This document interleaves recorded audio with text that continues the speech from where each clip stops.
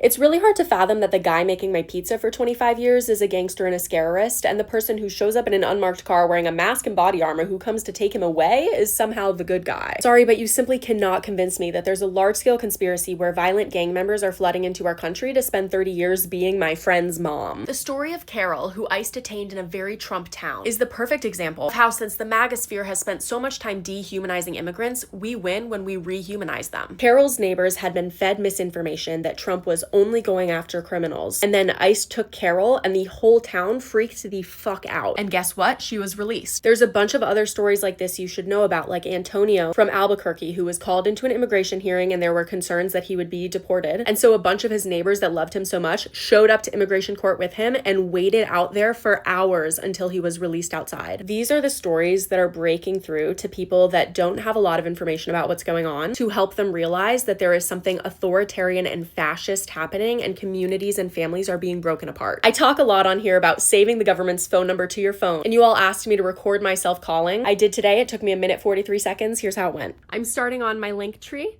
which is attached to my page and has the phone number of the government attached to it, and I'm just gonna pick call.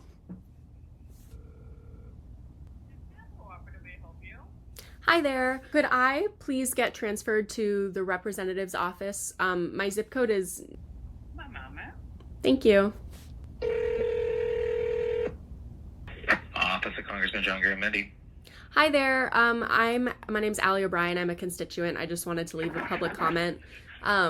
I'm calling because I'm really worried about the budget bill passing, and I know that Representative Garamendi is opposed to the budget bill.